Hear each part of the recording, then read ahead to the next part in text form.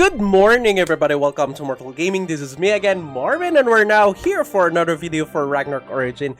And this time we're going to be talking about the DPS build or the warrior build of the Royal Guard. So, some precautions again. Of course, this account is really buffed up. Again, thank you to Sir Villan for lending me his character. This is already well built. Okay, so as you have seen on the preview shots, we can do almost 40 million per hit or 70 million, even 70 million per hit on the auto attacks. So I'm gonna digress all of the things that are needed to hit that in this video. Again, the Royal Guard is not made to be a DPS, but if you want to learn how to properly build your DPS build on your Royal Guard, this is the right video for you. Okay, let's start on the stats of the warrior build. Of course, we're gonna have max strength, max agility.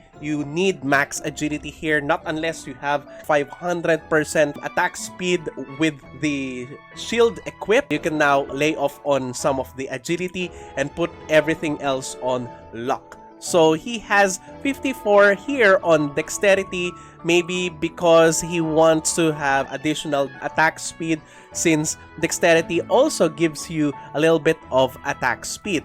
But in my opinion, you would rather go for luck here. Luck adds physical attack and at the same time it adds crit on your character. You need more than 100 crit so that when you go against the time space anomaly boss, then you would certainly hit the boss. Okay, so next let's go to the skills. Okay, for the skills, it's not that much of a difference in the earlier skill trees like Swordsman, Crusader, and Paladin, but he just changed it up a little bit so that everything will benefit the damage. Okay, so here we have level 10 Bash, level 5 Magnum Break, level 10 Provoke, because he's using this on PvE. If you would be changing it on PvP, you would only need level 5 on Provoke. Level 10, of course, on Endure, and level 5 on Recuperative Power, since you only need to spend 40 skill points on the Swordsman. Next, on the Crusader, we need 1 on Riding, 5 on Cavalier Mastery, only level 3 on Protection. You need level 5 Smite to unlock the Protection, and then you would now go for 10 on Spear Mastery and 10 on Demon Bane. You would now focus on Faith, Providence, and Auto Guard after, okay? Because you need this for the Paladin skill tree. And you would only put 5 skill points on Fortitude, 2 again on Battle Chant, 10 on Spear Quicken. Even though you're not gonna use Sacrifice, you still need to put 5 points on the Sacrifice because it is a prerequisite on the Royal Guard skill. Okay, so everything else needs to be going here, okay? So you can now focus on Faith, Providence, and Auto Guard on the Crusader tree. And what about PvP? If you want to use this on PvP, I highly suggest that you would use the Defender build on PvP. But if you still want to use this on PvP, of course, you need to go and put more on Shield Reflect and Defending Aura. Now, you would now skip Devotion and instead take out the Spear Mastery here, take down the level on the Demon Bane so that you could still go and max out the Auto Guard on your PvP build. Okay, now let's talk about the Royal Guard. So the Royal Guard now, as you can remember on the Defender build, we have put all of the skill points on the left side. Now we're gonna put on the right side, but still you need piety so that you could ride your Gryphon, okay, and you can gain your warrior resolve. All right, and then you need the warrior stance here so that you could increase further your crit. Every skill here needs warrior resolve. Okay, so Overbrand, this one amplifies your damage to the enemy, so you need that. You need also more on Crescent Slasher and Divine Majesty, and of course the one that is gonna replace the Sacrifice, the Warrior's Zeal. Okay, so again, I do believe that you need only level 1 on Roar here. And here, you need at least 1 or 2 levels on the Shield of God. You need this. Particularly if you have the Nexus special talent. We'll be discussing it later. So that is with the skill builds. Let's now go to the gears. Okay, for the weapon, of course, we will now be using the halberd. The halberd does a lot of things to your DPS, so you need to have this. Physical damage, your Crescent Slash now can crit, alright? And it deals more damage. Aside from that, you have 4% chance to cast Overbrand and increase the damage dealt to the enemies with Overbrand by 20% and additional damage to your Zeal depending on your warrior's resolve. And on plus 18, crit damage plus 5%. Alright, so in terms of the set on the gears, I would recommend the tier set since you don't have anywhere else to get your physical attack, so you need to pump up a lot on your physical attack, so Tier's Blessing is really important here. For the shield, I have looked everywhere here that nothing can increase your DPS, so we will now need to use Cross Shield simply because it has strength. For PvP, of course, you can go Naga Scale Shield. Now for our accessories, again, if you are still choosing between level 95 accessories because you just got to level 100, then the Ruptured Moon Shadow, which consists of the Cat Brooch and Burglar Ring, would be sufficient for your attack speed because you need a lot of attack speed for your character. It is this one, alright? Next is for level 105, I would still, go for Valkyrie's Glory, since Valkyrie's Glory or the Sigtolifas set, it still increases your normal attack together with your skill damage, so this is very good. And for the upcoming Divine Armament or even the level 115, if you have it, then it will be very nice, the Morrigan's set, or what we call the New Hope set. So as of the moment, this character doesn't have that. It has the Pendant of Chaos because, this character was a Rune Knight and it's still doing tremendous damage, so that alone is really impressive. Okay, so let's now go to the cards. For your cards, in terms of your weapon, then the damage modifiers will suffice. The race, the size, and the element modifiers will now be the one that you want. As compared with the Paladin, you have to choose and farm for the crit damage multipliers or modifiers. But here, it's just a normal DPS, and that's really good. For the armor, I would suggest either Mark or Cornutus, since if you want to go for TON, a Mark card is really important. Garments, Raedric card is going to be the way, or Jack card if you want to go on PvP. For the shoes, Matir card, Raglar card, any card that increases your agility is really good. And then at least one alarm card. For the shield, either Sting, Thara, or on PvE, Alice card. Okay? For your accessories, of course, almost the same as the Rune Knight. So 2 Injustice card, in my opinion. 2 Injustice card is really good, okay? Then a Bongun card or an Owl Baron Illusion card.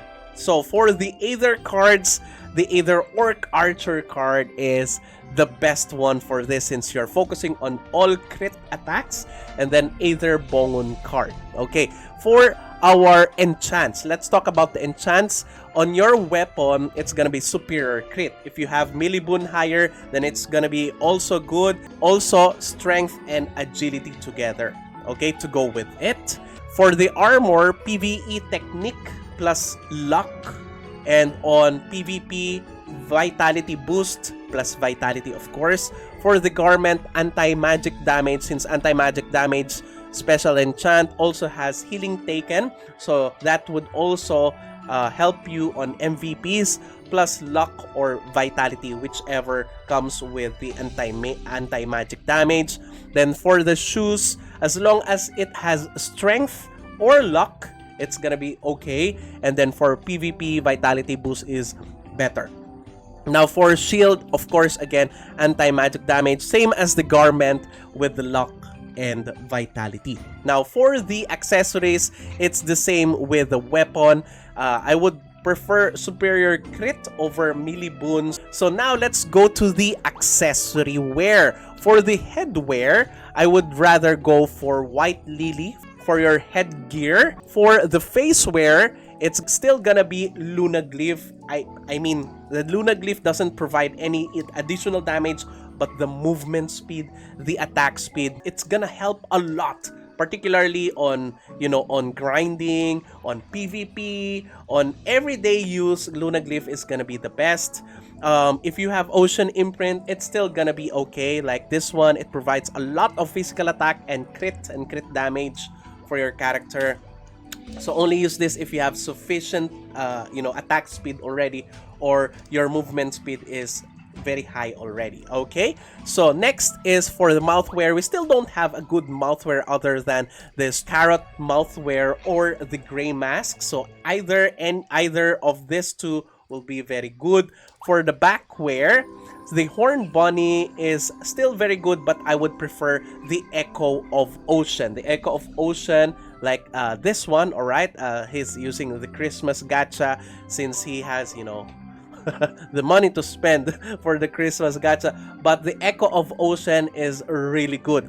Now, for the costume, Poetry of Snow is the best one in my opinion, since it also increases your movement speed. Okay, so let's now go to the cards and enchants of these headwears. Okay, for the card, the Verus card is gonna be a staple on your headgear, since, you know, it also provides strength and you need that. G-Earth is useful on most of the PvE instances, and then if you still don't have G-Earth, then you can go for Cramp card. Alright, so for the enchants for your headwear, superior physical attack is the best, of course. That's kind of obvious, okay? For your face wear, it's gonna be PvE technique.